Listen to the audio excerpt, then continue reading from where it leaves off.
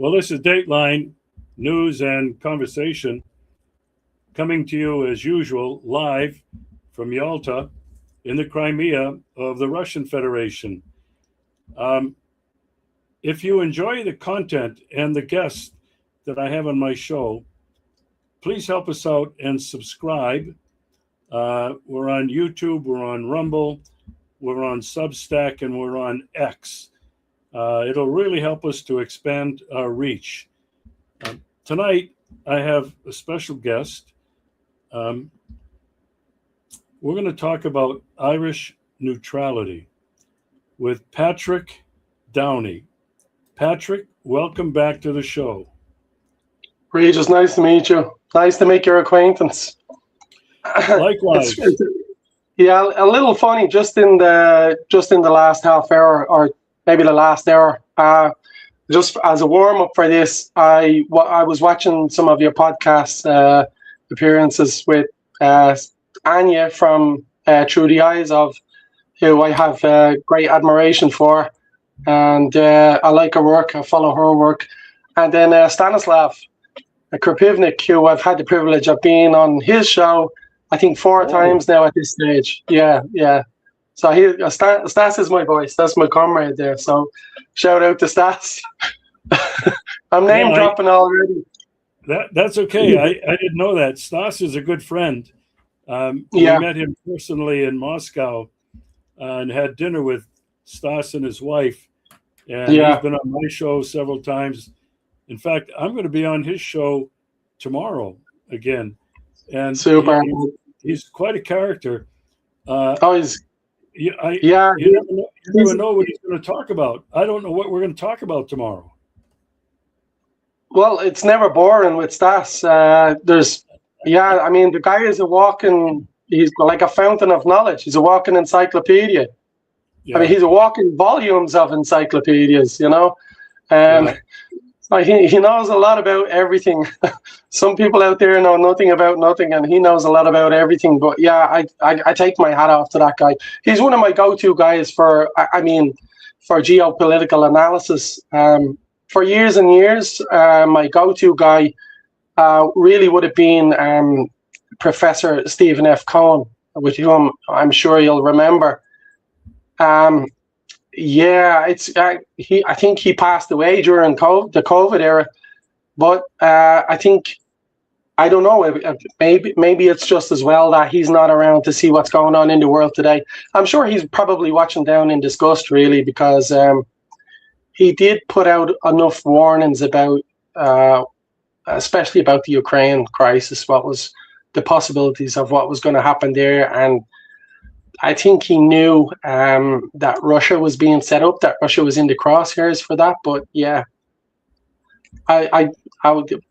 Professor Cohen was my go-to guy, and all respect to the man, you know. Well, thanks for that little bit of a background, but I want to dig a little bit deeper into your background. You're currently in Dublin. Were you born and raised there? I was born and bred in Dublin. Yeah, I was a Cold War kid, so I was born in Dublin in the winter of 1974. So I class myself as a Cold War kid. A lot of people born at my stage wouldn't, because they wouldn't know much about the Cold War. I wouldn't have been paying attention at the time. But I was born into parents who encouraged me from very early on with reading and writing. So I think I was 3 or 4 years old, and I was evaluated in school, and I had a 21-year-old reading and spelling age, and I had good diction. But probably even more important than that, I had a lot of curiosity. So I wanted to know the meaning behind certain words, even though it wouldn't be necessary for a kid of that age to know what all of that meant, you know. So yeah, like I said, I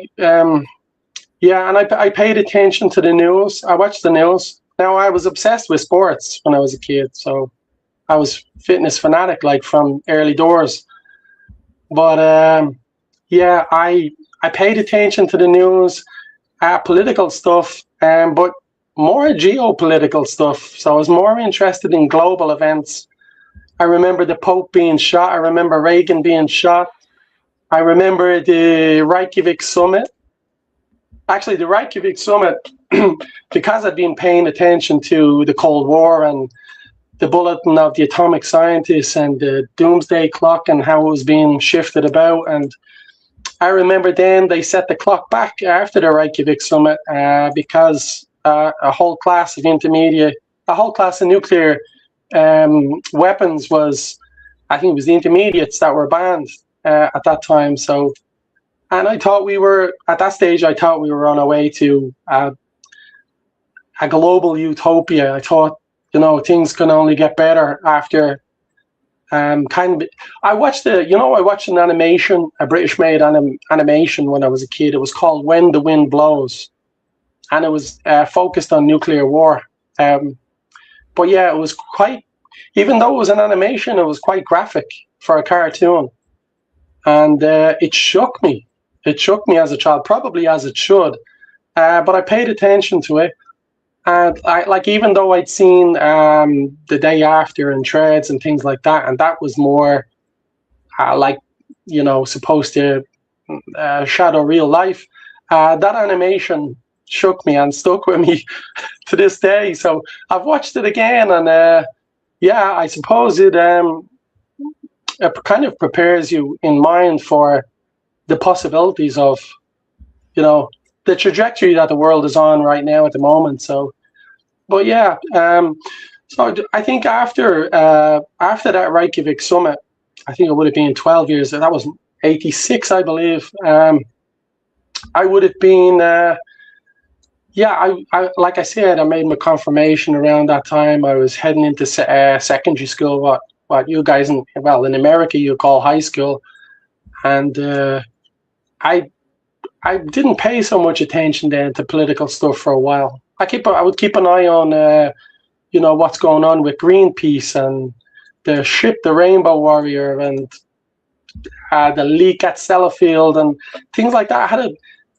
I don't know, probably things that other kids like that of that age wouldn't have been paying attention to. But my focus shifted away to sports, and I was trying to make it into every team in school that, football, basketball. I was boxing, later playing golf at a very high level as well. But always I still kept one eye on the news, let's say, to see where the world was headed, basically, see what kind of a trajectory we were on. And for a while I thought we were in a good place and headed to a good place. And then after I said, oh, wow, how wrong we were, But yeah, it was unfortunate. Well, thanks for that little bit of background and history. I don't know whether you've seen my feature documentary. It's called 30 Seconds to Midnight.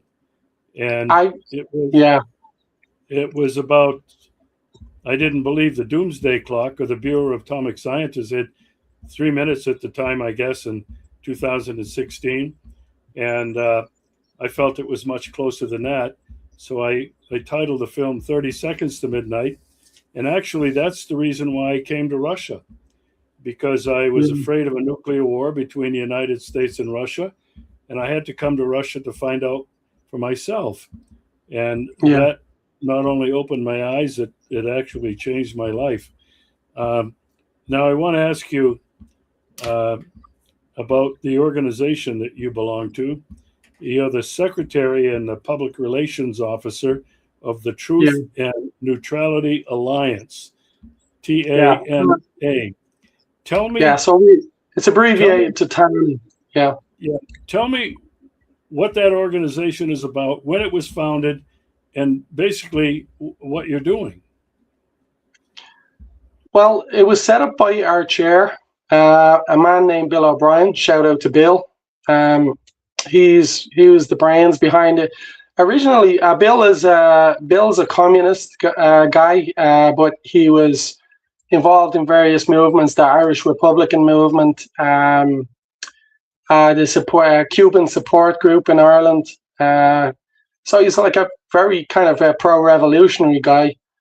which could be handy in this day and age. But yeah, so originally Bill was involved with a broader group that were called TANA. So they were called the Peace and Neutrality Alliance. And I think, unfortunately, there was differences of opinion, and when the SMO began, possibly even prior to that, when people could see what way the situation in Donbass was going, I don't think everybody in PANA was on board with who actually was responsible for that conflict. I don't think they could grasp the fact that the conflict in Ukraine was a NATO project and a project of the collective West. And of course, the Ukrainians are unfortunate enough to be their proxies. So very unfortunate, as their Slavic brothers and sisters and next door neighbors. But yeah, that's how TANA came about. And how I got involved with TANA is I got a call one day. I'd been running a Telegram channel called Ain't Pat the Truth, and slash have Paddy have Vladdy, which is a moniker I go by for some social media content. And I'd gotten a call off a guy named Finn Baramarki, who has a media company called M Compass Media. And he said, Pat, he said, there's some people gathering today at the British Embassy. This would have been circa March, no, maybe April, I think, of 22. You know why it was? Shortly after the Istanbul deal was scuppered, Boris Johnson would have flown into Kiev at the behest of Biden to scupper the deal that had been initialed in Istanbul by diplomats on both sides, Ukraine and Russia. But yeah, that was my introduction to Bill and John and some of the Russian community in Ireland. And we decided there was more upcoming protests then. There was one we had on the main thoroughfare in O'Connell Street a while after that. And I got chances to speak there at both of those rallies. And I'd never really done public speaking before, not in adulthood anyway. I was asked to as a child because of my reading and what have you. But yeah, that's really how that came about, and it took off from there. We were unstructured. It was a fledgling organization that was very unstructured, and there'd be like initially it was spontaneous rallies and protests at embassies and Shannon Airport, because of the use of Shannon Airport by the US military, things like that. But then we decided we needed some structure, and we set up a committee, and the guys asked me to be the secretary and the public relations officer. So I've really been kind of looking after getting things that the organization needs, or being acting as a treasurer as well, since even like it's not that we would have we've no outside funding, it's all self-funding. So we depend on people from the organization to chip in for banners, flags, anything we need to use at protests and rallies and things like that. So that's how my involvement with TANA came about, and we've been going pretty strong ever since. So I have a couple of questions. Did I understand you? There's a Russian community or Russian people in Dublin and Ireland? Oh, there's quite. I mean, it was only Saturday gone. I was at Victory Day in Ireland. So, yeah. So we have a car rally. So it's it's the Immortal Regiment, of course, in every country that has a remembrance rally. I don't like to think of it. I don't like calling it Victory Day all the time. I like to call it Memorial Day, as does our chair Bill, because I think it's more dedicated to, of course, people celebrate the defeat of the Nazis and the defeat of fascism, but I think that has been short-lived. I mean, we had 80 years of relative peace on continental Europe, but look where we are now. The rest of the world, I mean, look at the third world, hasn't been so lucky. Parts of Asia as well haven't been so lucky as regards to war. They've still been subject to imperialism and colonialism and everything that goes along with that. They've been plundered and exploited, you know. But yeah, we had we had a few thousand turn out again on Saturday, gone May the 9th. So, but I mean, not everybody is Russian. I got to stress that. I call them the Russian community, but they would be like the Soviet community, if you get me. A lot of them would have been SSSR, like, and then you would have people that would be pro-Russian or ethnic Russian, you know. So yeah, wow. That's and interesting. They support our cause. But Regis, I will stress. Sorry, 1 second. I will stress that there's a huge fear in this country for the Russian community to turn out at our events, because our government, from the outset of the SMO, our government has been very Russophobic. I mean, completely Russophobic, actually. They decided to be dictated by Brussels, and the people here were not allowed to make up their own minds. You know, so we were force fed, and now it's just shoveled at us ad nauseum, like on the daily, about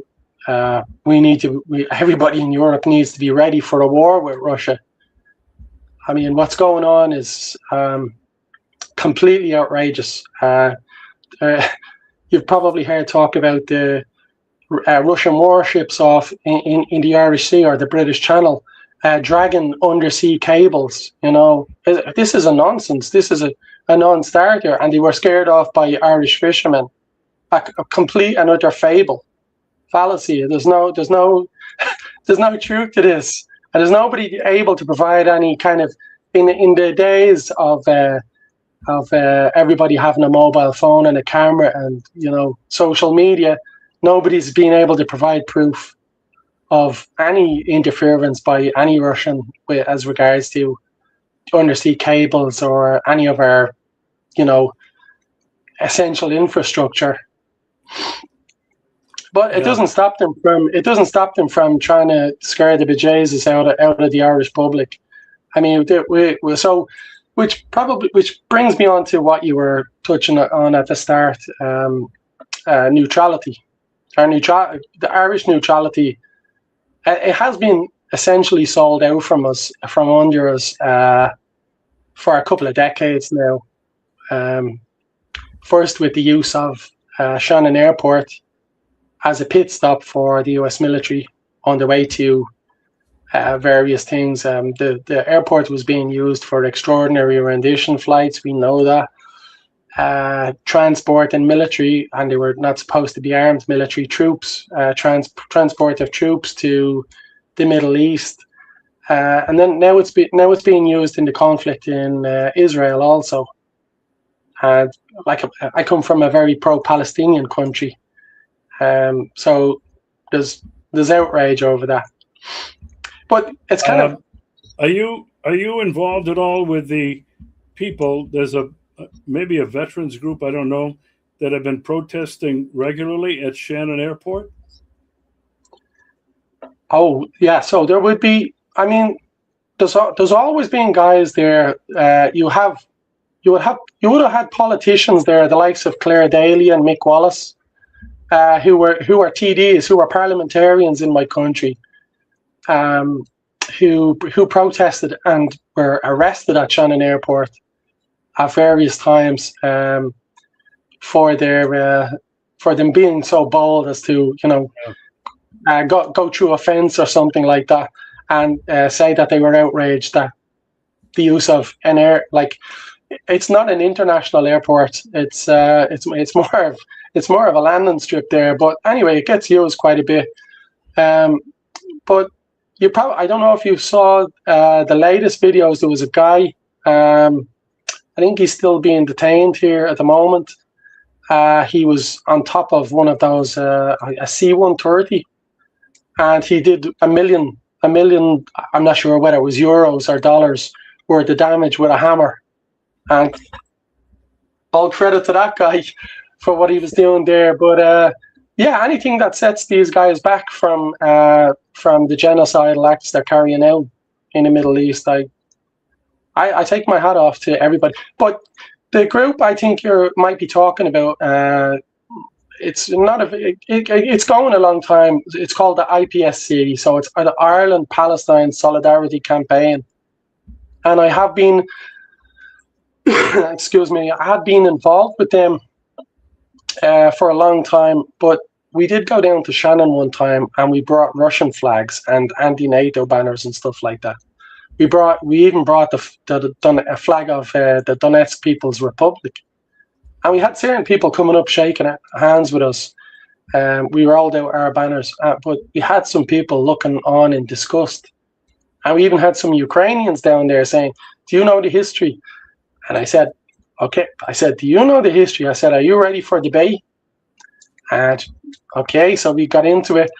And this girl scurried off like crying, tears flowing down her face because she'd just been kind of put back in her box, which I didn't particularly enjoy because number one, she was young, number two, I think she was a bit naive, and number three, I obviously knew a lot more about the conflict than she did. I don't know how long she'd been in Ireland, but I was able to dot her I's and cross her T's on a few things. So yeah, she took offense to that. But and as did some other people. So the IPSC didn't particularly like us showing our support for Russia. But what the IPSC doesn't actually understand is that the people of Gaza and the West Bank and Palestine in general would have more, like they could familiarize with the people of the Donbass, probably more people of Eastern Ukraine, probably more than anybody else on the planet right now, even though it's like just over a decade long of kind of an apartheid kind of system, if you like, brutality, not being punished for wanting to speak the Russian language, cultural events and things like that. This kind of thing was discouraged, especially after the Maidan coup. But people don't get that Donbass people and the people of Palestine can familiarize with each other because the regime was they were under the same kind of pressures from, those seeking to control them and control their lands. So, yeah, it's very unfortunate. Let me ask you, how would you describe your political leanings? I'm peace lover, anti-war, live and let live, equal opportunities for everyone. I'm not saying I'm not communistic. At the moment, you could describe me as non-political, because there's no party, there's no single party in Ireland that I would give my vote to. There's probably individuals out there or independents that I would give my vote to. Anybody who is on a mission to keep Ireland neutral, who has an understanding of conflicts that are going on around the world. I mean, people shouldn't be speaking on these topics unless they've got an understanding. And most of the sitting parliament in Dublin, the Dublin government, I don't like to call them my government because they do not represent me in any way, shape, or form. But I don't like most of them. They're all what we call May Fainers, which means they're all out for myself. That's just May Fain means myself in Irish. but yeah, they're as corrupt as the regime in Kiev. Which brings me on to another sunny point. So recently, we turned up at the Russian embassy, and on the same particular day, there was a gathering. There was Irish politicians showing solidarity. So there was a group called Ukrainian Action in Ireland. They rock up to the Russian embassy in Dublin every so often to express their disdain for Putin and Russia and chant that he's trying to reinvent or recreate the Soviet Union. I mean, please, like, he wouldn't take it. Putin wouldn't take a dump in the Baltics, you know, forgive the term, but so we turned up, and but this happened to be on the same week that Yermak was embroiled in a corruption scandal, and he was removed from the government. And Zelensky had been in Ireland and was introduced in the parliament of the Dublin government, and him and Olena Zelenska, and they were given 125 or 129 million, something just shy of 130 million euros, and held up as heroes. And then it was only in that week that I learned about Olena Zelenska and her organization Childhood Without War, and the trafficking of children that group was involved in. And there's still a lot of people don't understand this. And in that week, you had two young Ukrainian girls arrive back from Antalya, Turkey, 14 and 16 years of age, and they were pregnant. And they had to sign documents to say that they'd had consensual sex with hotel workers in Turkey before they came home, which is outrageous. But this is the same guys who were accusing Putin of abducting, if you listen to the Harvard reports, 30,000. I think the UN, the complaint that they lodged, Ukraine, that they lodged with the UN, I think it's got 300 and something names on it. Yeah, and a lot of those people are just chose to reside in Russia. Some were actually in Ukraine.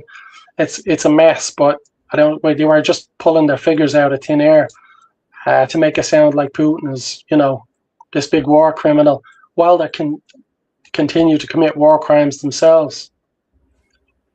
Well, I agree with all of that, obviously. I want to ask you now specifically, because you said you pay a lot of attention to words. Your organization is the Truth and Neutrality Alliance. Neutrality in terms of staying out of war, not making alliances. And I know that I think I heard from somebody that there was a movement in Ireland about keeping Ireland neutral. So that's part of your mission, but you've added, or your organization have added truth. And I would guess, and you can clarify, not just the truth about Ireland and truth about morality, but the way you've been speaking, it's talking truth to power, not just in Ireland, but what's going on around the world. Could you clarify that? Well, it's like to know who controls you, you only need to know who you can't question. And then if you think back to Eisenhower's words as well, the disastrous rise of misplaced power exists and will persist. But I mean, if we're to shy away, like I said, Russophobia is out of control in my country at the moment.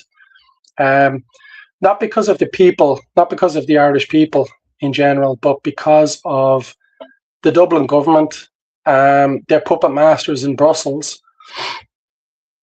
And yeah, I mean, they're just constantly regurgitating propaganda. So we've always sought to seek out the truth. I knew the truth about this conflict from its outset. And you can say from its outset, and then you can talk back to, I mean, we can go back to all the way back to Brzezinski and his designs on the motherland, the grand chessboard. You can talk about the 3 or 4 waves of NATO expansion. There's people still assuming out there that the Soviet Union just decided to dissolve itself on a whim, and basically, dissolve the Soviet Union, have parts of it splinter off, dissolve the Warsaw Pact, and not ask for any guarantees from the other side. Now, Gorbachev made a big mistake not getting anything right, and I will hold my hand up there. But that doesn't mean that there was no guarantees. You don't do things like that. You don't make those kind of commitments and dissolve the biggest country ever on earth. I know the Russian Federation still is, and the Warsaw Pact, which was their security architecture, for no guarantees to be reciprocated. So that's outrageous. So there's truth right there, and the truth is in the truth about that is in the archives. I think Jim Baker's words to Edward Shevardnadze was actually, and I'll refer back to Professor Cohen on this, Stephen Cohen. He actually said, not 1 thumb width eastward. It wasn't 1 inch. Stephen Cohen maintained that it was 1 thumb width, were the words that Jim Baker gave. But yeah, as regards to truth, if you look at laws that are being passed down from Brussels and passed in Ireland now about hate speech and Digital Services Act, and now there's another one as well. They're trying to say that it's to stop halt the spread of paedophilia and things like that. This is basically so the authorities on a whim can just go into your phone and see what you're posting and things like that. So it's about narrative control. They don't want the truth to be known, but the truth is there for everybody to see. And our chair, Bill, always said, the truth is like a cork; it floats to the top. It can't be stopped. So, the truth is our greatest weapon, I think. Well, I appreciate that clarification, Patrick. Obviously, I get why people. Sorry, Regis. I get why people probably think you've got neutrality in your name, and yet you pick a side. But we don't pick sides. If the Dublin government had have kept its nose out of this conflict, and probably out of other conflicts as well, not taking sides, we probably would go about our work a little bit quieter. But they did, So, and like most of our guys, we know the basics of how this conflict came about. So yeah.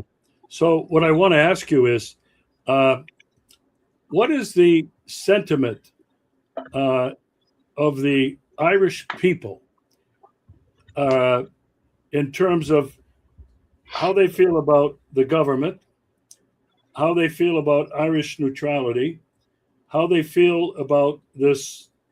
Are they Russophobic? Are the people Russophobic? I'd like you to clarify that for me, because I really am curious. I've been to Ireland. I've been to Dublin back in 1972, and I had a classmate from Dublin, and I spent almost 3 weeks there, traveling around.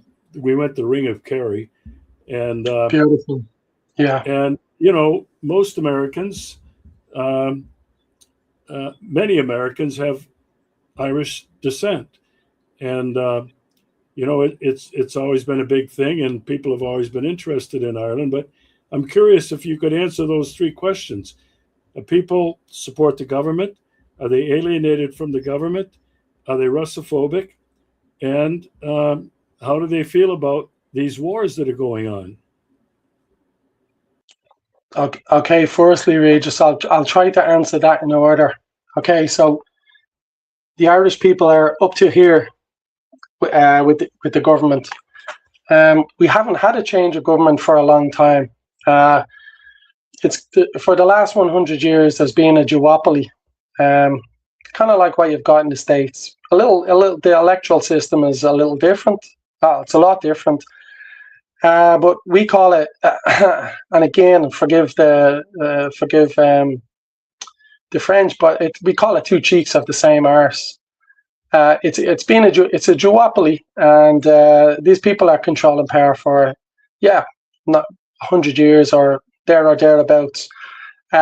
You have had parties like the Labour Party go in with them and independents in coalition at certain times when they weren't able to make up a majority. They didn't have a majority, so but that's the unfortunate thing. There's no party there to replace them at the moment. We do have they were a Republican Party at one stage called Sinn Féin. And they were seen as the alternative to that duopoly, but they are pretty much they're going to be more of the same if and when they do get their chance. They want to ride the gravy train. There's so much corruption. We are probably the most corrupt little country on the planet. As you can see, like I just explained, gave you one instance, the money that we've been handing to Ukraine, and this in the same week that serious corruption charges were being leveled against members of the Kiev regime. And since then, we've given them another 40 million. You had Helen McEntee go over there and on the anniversary of that staged event in Bucha and hand another 40 million to the junkie goblin. So that's only two reasons to despise these people. I mean, there's corruption leveled at our government every week. At least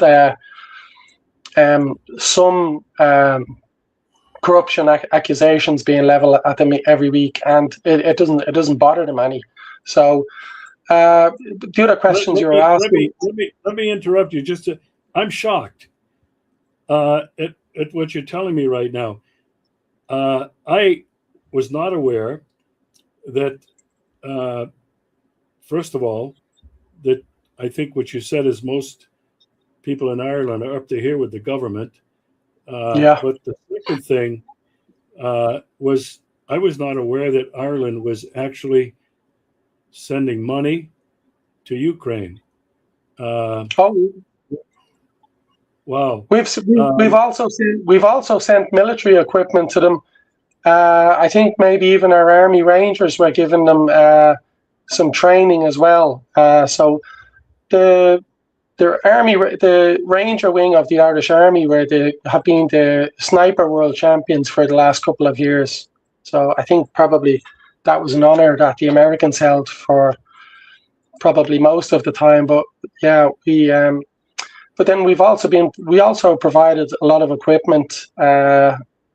We housed a lot of Ukrainians here. I think we did have 125,000 here at one stage, and they were promised. Wait a minute. They were promised. Sorry. 125 Ukrainians in Ireland. 125,000. Yeah. 125. That's unbelievable, and there obviously must be all running away from the war or running away from conscription. I mean, you would think that, but given some of the luxury cars you see so initially when they arrive in Ireland, they will be housed in what's known as IPAS centres. That's International Protection Applicant Centres, so there you would be housed in a hotel, provided 3 meals a day, given a medical card, given a public services card, like you would have a number, a social insurance number, so you could work in the country, money for socialising, things like that. Yeah, our government gives money for things like that. Now, I am not against people coming here to escape anything. And I have, if a Ukrainian, I do know Ukrainians that are in Ireland because they came here. The benefits are quite good. The benefits are the best in Europe, to put it that way. But they came here, some of them came here because they didn't want to take up arms against their Slavic brothers. Now, when they tell me that, I have no problem with that. And I completely understand that. I wouldn't want to either. So, but we do, a lot of them arrived I remember in the summer of 2022 when the SMO had just started and we got the first wave of refugees in, if you want to call them refugees. A lot of people here were calling them economic migrants because they were arriving here for benefits. So, but they were coming here, not many were coming here from the Donbass, literally zero from the Donbass. They were all coming from Lviv, Kiev, other Western Ukrainian cities like that. But yeah, we had, at the start of the summer, I never in my life had I seen big, physically fit looking men walking around in t-shirts and shorts with Bandera portraits tattooed on their arms, SS insignias and swastikas and things like that. And I was like, you know, people with backpacks with the Ukrainian flag with like a sniper, the silhouettes of a sniper on them. And I'm thinking, do these people have no shame? They're not even trying to hide their ideology, this ideology. And I'm saying to people, and they're like, people are telling me, Paddy, don't talk about that. You know, stay neutral. But stay neutral? But our government has picked a side. And so you think I'm going to stay silent about something like this? You know, and in the meantime, they're spreading their ideology.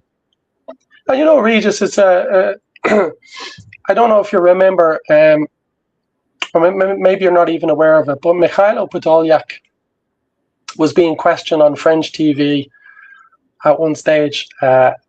So he was being taught, they mentioned the fact that Joseph Borrell had just guaranteed that aid and money, the flow would continue. And Podolyak was sitting back, you know, very nonchalantly, and he was like, well, he says, I like Borrell. He's a stand-up guy. But should he or any of the guys in Brussels let us down, he said, they should know that we've infiltrated all of their countries and no European will be safe eating croissants in cafes. And that news went out to the world. And Brussels didn't bat an eyelid. There's a guy who's high up in the Kiev regime, high up in the Ukrainian government, threatening Europe with terrorism should the aid stop.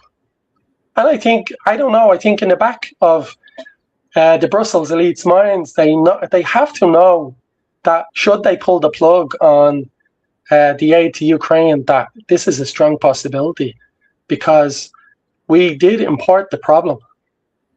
So it's insane. I'm going to call you Patty. You referred to yourself as Patty, and we'll keep it on this more personal level. Vladdy. Oh, Vladdy, you mean that's your Russian connection, yeah? Well, I like the moniker. I had a TikTok channel that I put up a lot of content, and I had, I think, more than nearly 13,000 followers. I had some videos with over 1 million. Some videos that went viral in Russia, actually. Soloviev posted on his channel, just me heckling a busker in Dublin city centre, and I had a Russian hat on. I had a Россия across the front of it, and the busker had the blue and yellow flag over his mic stand. And of course, I heckled him. I said, "Look at this guy extorting people from extorting the naive Irish public for money," because people were dropping in so much money.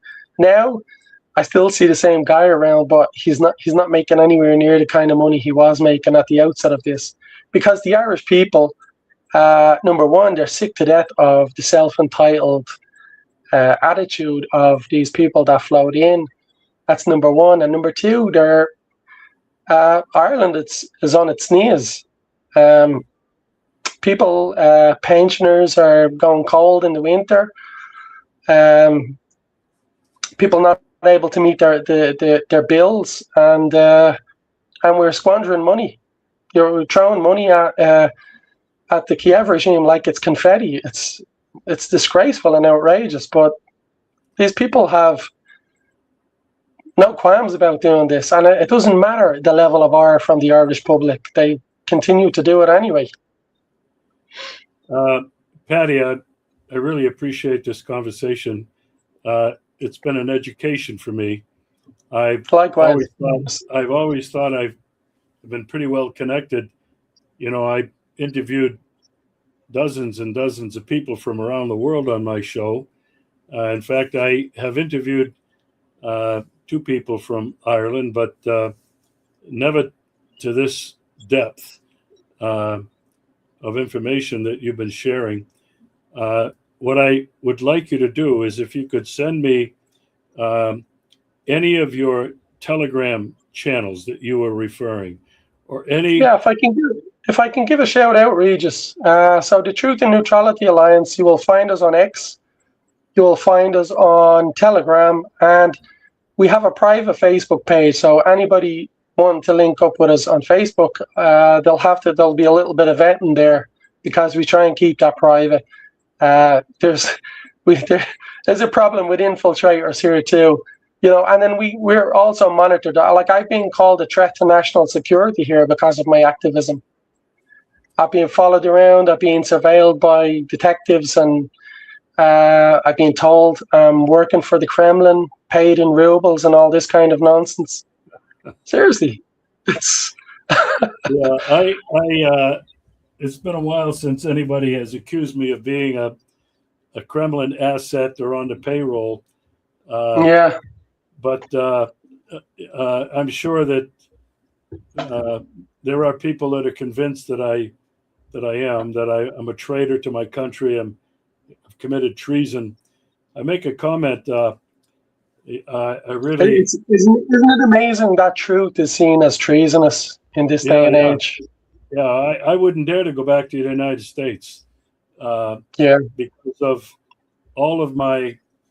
In fact, I do consider myself a propagandist, a Russian propagandist, because Russia is really, if they're in the information wars, they're very infantile. They're not winning the information war, and my whole focus here has been to counter American lies and propaganda, and counter all of those quote unquote Western liberal values that are sweeping across Europe. They've already totally corrupted the United States. And you know, you mentioned that you don't refer to the government there as your government because they don't represent you. I've been saying that for probably 20 years now, and it's crazy. Yeah, I think though, after like the last couple of elections, people are starting to wonder here about the electoral system, because when you know people running locally, and then you know the people in your area, and everybody knows that, okay, we're voting for this guy. He's the best of, you know, it might be the best of the bad lot, or he might be a good apple as opposed to a bad apple. And then this person gets eliminated on the first count, and you're saying, how did that happen? Do you know anybody that voted for the guy that got in, or girl, for that matter? And we're like, no, this can't be happening. So there's questions. The last election, there was votes found by council workers in Dublin city centre in rubbish bins, waste disposal. You might call them garbage bins, whatever. There's other scandals like that have happened recently. So the electoral system is in question in Ireland, and people are sick to death of the government here. It's a monopoly on power for way too long now. You know, we call it a duopoly. Yeah, you can see this manipulation out other countries, well, in Europe, Brussels has been intervening in Hungary, in Bulgaria, in Armenia. You can go on and on and on. And yeah, I think locally, in the United States, it's no surprise that the last number of elections have been rigged.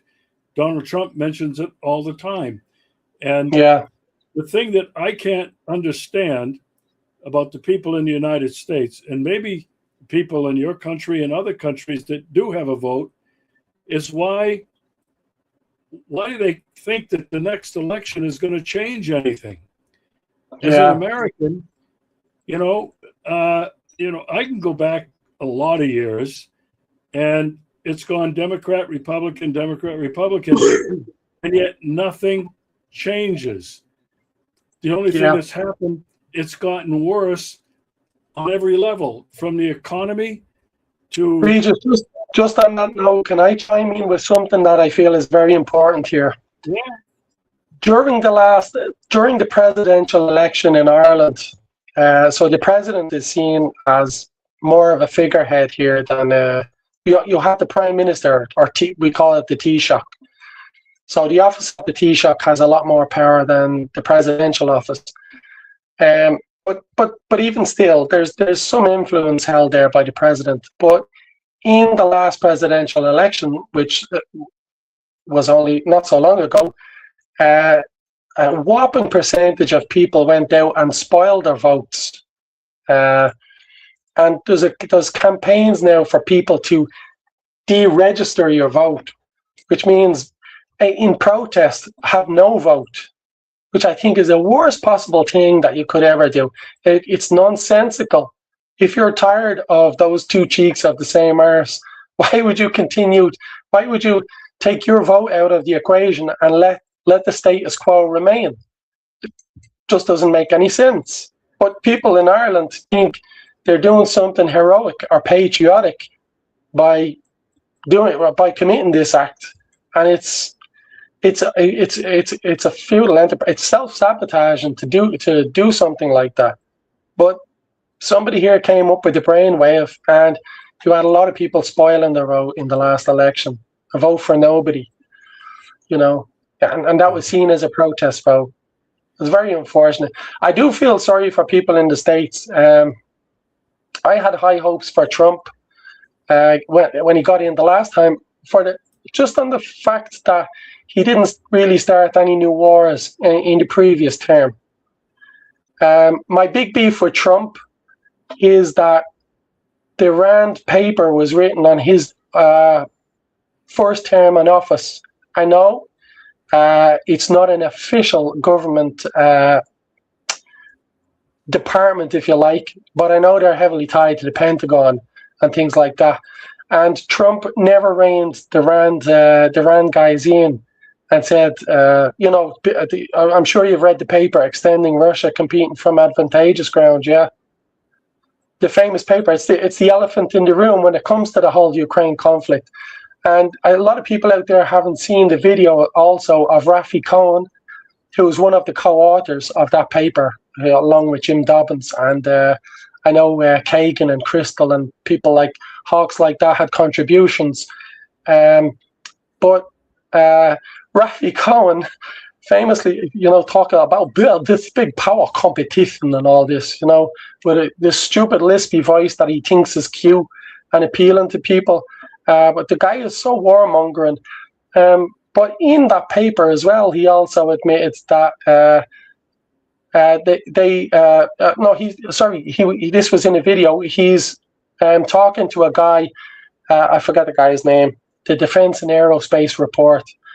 So they're talking about the paper, and Cohen turns around and he says, yeah, the Russians care more about Ukraine than we do.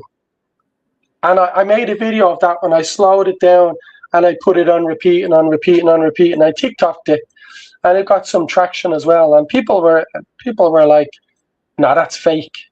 And I said, "Okay, well, go and look up the Defense and Aerospace Report's website and see if it's fake or not," because it wasn't fake. But I mean, they did explicitly state that how they would use Ukraine and or Georgia, Moldova, and Transnistria as proxies. And believe it or not, I brought this up in myself and Bill were recently at a seminar that, well, it was more of a fundraising push by 10 so-called academics in the National University of Ireland. 4 years of the Russian invasion, and we infiltrated this meeting, if you like. We got a seat in the audience, and then we got to field questions. They weren't expecting it, and I asked the question there. Bill actually asked the question why the Ukrainian ambassador to Ireland was there, Larissa Goresko, and Bill, the room was aghast when Bill asked why was the Russian ambassador not there. Everybody's head whipped around. And they were like, "Are you serious? They're terrorists. They're this. They're that." And Bill's like, "I'd like to hear the other side. Why can't he defend himself here? You just, it seems like you're just allowed to say what you like." And of course they are, because they're not given a platform. Bill arranged for myself and another girl who's half Ukrainian, half Russian, to go on radio here back near the outset of the SMO, and it's the only time that two people are really being given, or anybody's being given a platform in Ireland to put over the other side. And we came over that well. Sorry, that's Bill trying to call me. Sorry about that noise. Sorry, I'm just gonna cancel that.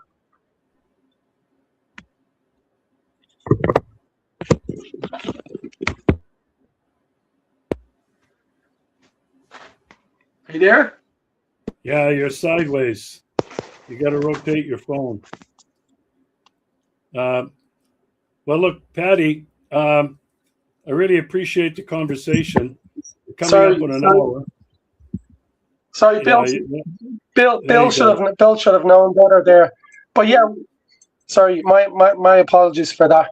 But yeah, so I got to ask about the RAND paper at that meeting.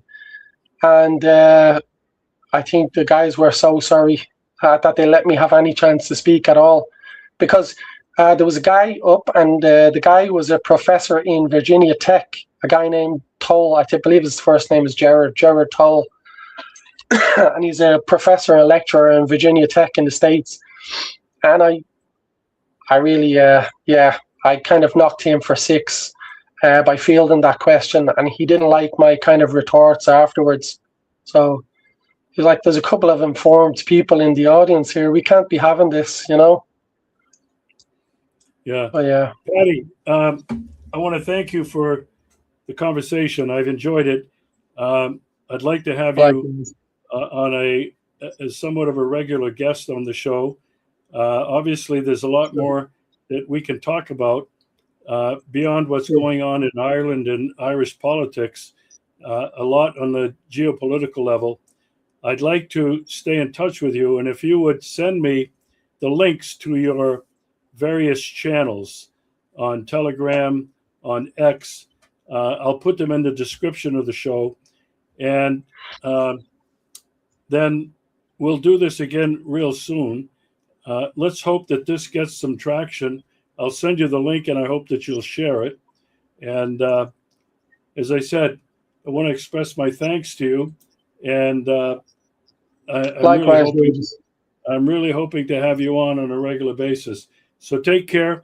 I'm going to end the telecast, and we'll chat for a bit when it's over.